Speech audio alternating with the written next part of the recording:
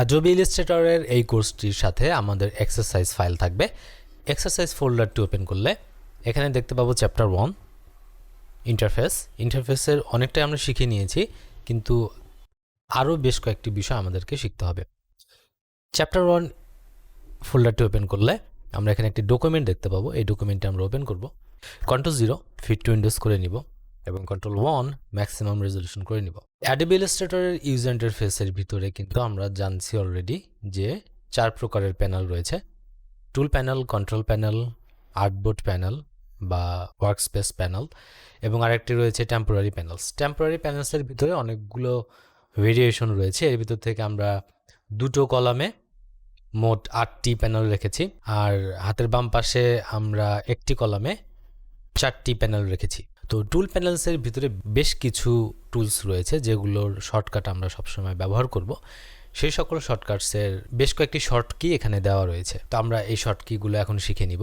মূলত টুল প্যানেলসকে মোট 7 ভাগে ভাগ করা হয়: 1 selection tools, 2 object making tools, 3 edit এবং transform tool, 4 colour tools, 5 symbol and graph tool, 6 navigation এবং আর্টবোর্ড টুলস, 7 ফিল এবং স্ট্রোক টুল, এবং লাস্টে আমরা একটি শর্টকি দেখতে পাচ্ছি, সেটা হচ্ছিল F।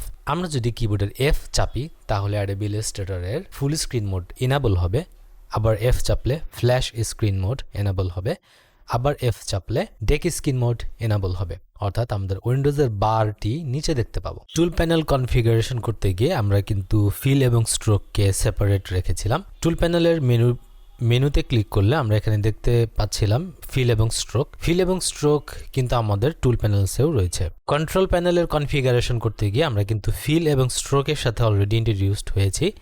যেমন কন্ট্রোল প্যানেলের মেনুতে চাপলে আমরা এখানে ফিল এবং স্ট্রোককে আনচেক করেছিলাম। ফিল এবং স্ট্রোককে আনচেক করার মেইন কারণ হচ্ছে টুল প্যানেলের ভিতরে কিন্তু ডেডিকেটেডভাবে ফিল এবং স্ট্রোক দেওয়া ছিল।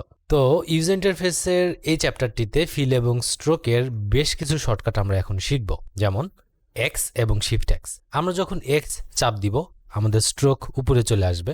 আমি যখন এক্স চাপছি ফিল উপরে চলে আসছে। এক্স স্ট্রোক উপরে, এক্স ফিল উপরে। শিফট এক্স স্ট্রোক ফিল হয়ে গেল, ফিল স্ট্রোক হয়ে গেল। শিফট এক্স আবার ফিল এবং স্ট্রোকের ভিতরে কালার রিভার্স হয়ে গেল।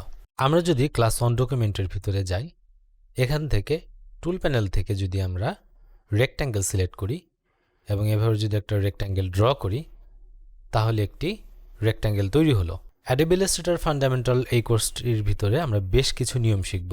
তো এখন একটি নিয়ম শিখব, সেটি হলো যে কোনো কাজ করার পূর্বে ভি সিলেক্ট, যে কোনো কাজ করার পরে ভি সিলেক্ট। তো আমাদের রেক্ট্যাঙ্গেল নেওয়া হয়ে গেছে, এর জন্য আমি ভি সিলেক্ট করব।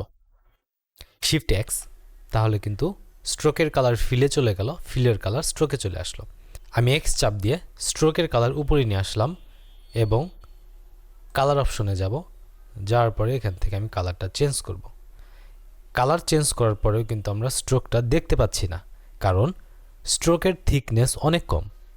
এখন আমরা স্ট্রোক প্যানেলে যাব। এখানে যে 3টি লাইন যুক্ত যে আইকন, এটি হচ্ছে স্ট্রোক প্যানেল। স্ট্রোক প্যানেলের এখান থেকে গিয়ে আমরা এখান থেকে স্ট্রোক সিলেক্ট করতে পারি, তাহলে স্ট্রোক কিন্তু মোটা হয়ে গেল। আমরা চাইলে স্ট্রোক প্যানেলের যে ডাটা ফিলটি রয়েছে, ডাটা ফিলের ভিতরে এভাবে ক্লিক করে যে কোনো ভ্যালু আমরা অ্যাসাইন করতে পারি। তো এই ক্ষেত্রে আমি 100 দিব এবং ইন্টার চাপ দিব। তাহলে কি হলো, স্ট্রোকের থিকনেস কিন্তু অনেক বেড়ে গেল। লেয়ার এবং অ্যাপিয়ারেন্সের ভিতরে একটি সম্পর্ক রয়েছে। এটা হচ্ছে আমাদের লেয়ার প্যানেল, এর নিচে রয়েছে অ্যাপিয়ারেন্স প্যানেল। আমরা অবজেক্টটি আবার সিলেক্ট করব। সিলেক্ট করার পর আমরা যাব অ্যাপিয়ারেন্সে। অ্যাপিয়ারেন্সে গিয়ে দেখব আমাদের স্ট্রোক উপরে রয়েছে এবং ফিল নিচে রয়েছে। আমি এখানে স্ট্রোকের এই অংশে সিলেক্ট করে এটাকে যদি নিচের দিকে নিয়ে আসি তাহলে এখানে আমাদের স্ট্রোকটা নিচে চলে গেল এবং ফিল উপরে চলে আসলো।